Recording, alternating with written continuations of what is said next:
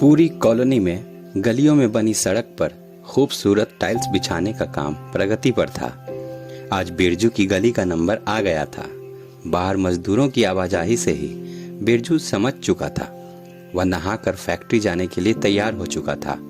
बाहर जाने से पहले उसने अपनी पत्नी सुधा से कहा, सुधा, ये बाहर जो मजदूर काम कर रहे हैं उन्हें किसी समय ठंडा पानी दे देना। बाहर गर्मी के साथ साथ धूप भी तेज हो रही है, ऐसे में ठंडा पानी बहुत राहत देता है। हाँ, यही काम रह गया है मुझे। पता नहीं कैसे रसोई घर में खड़ी होती हूँ इस गर्मी में, पसीने से भीग जाती हूँ। शुक्र है पिछले साल एसी लगवा लिया था, वरना इस गर्मी में तो भगवान ही मालिक।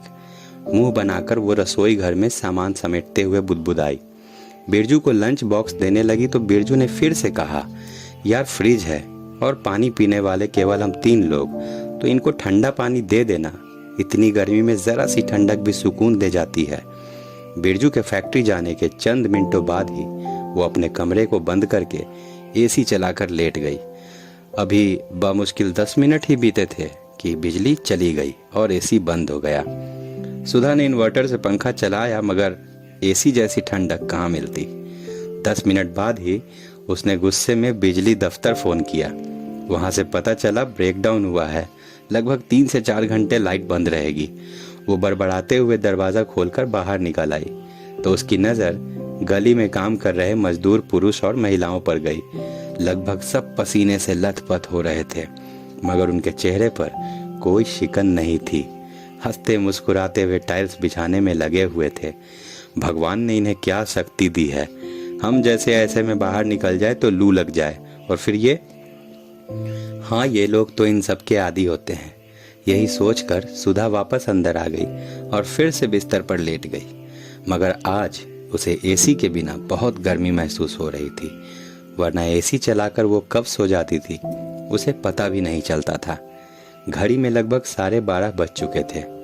पंखे में भी उसे पसीना आ रहा था तो फिर उठकर बाहर गई। दरवाजे पर खड़े होने पर ही उसे अपना चेहरा लू से जलता हुआ महसूस हो रहा था। तभी उसे कुछ मजदूर एक गोल घेरा बनाकर अपना अपना खाने का डब्बा खोलते दिखाई दिए, जो कागज में लिपटी हुई सूखी रोटी, प्याज, नमक, मिर्च निकालकर खाने के लिए रख रहे थे। पीने को वहीं पास के नल से गर्म पानी बोतल में भरकर रखे हुए थे। सुधा को एकदम झटका सा लगा। वो और उसकी बेटी आराध्या कितने नखरे करती थी जब उनकी मनपसंद सब्जी ना बनी हो, और ये केवल प्याज, मिर्च, नमक के साथ। उन्हें ठंडा पानी ना मिले तो ठंडक नहीं मिलती, और यहाँ ये जैसे तैसे गर्म सादा पानी पीकर खुश हैं। वो बाहर निकल आई और बोली, रुको भैया, मैं आप लोगों के लिए सब्जी लाती हूँ। कहकर फ्रिज में से उन्हें सब्जी ला कर दी। फिर उसे अपने पति बिरजू की कही हुई सुबह वाली बात याद आई, बाहर जो मजदूर काम कर रहे हैं इन्हें ठंडा पानी दे देना। वो तुरंत अंदर गई और ठंडे पानी की 2 बड़ी बोतलें उन मजदूरों को लाकर दे दिया। चिलचिलाती गर्मी में ठंडा पानी देखकर मजदूरों के चेहरे खिल गए।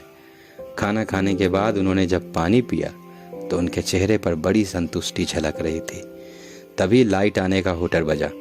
सुधा अंदर कमरे में आ गई, लेकिन अंदर आकर उसने एसी चालू नहीं किया बल्कि पंखा ही चलाया और खुद भी एक गिलास ठंडा पानी पिया।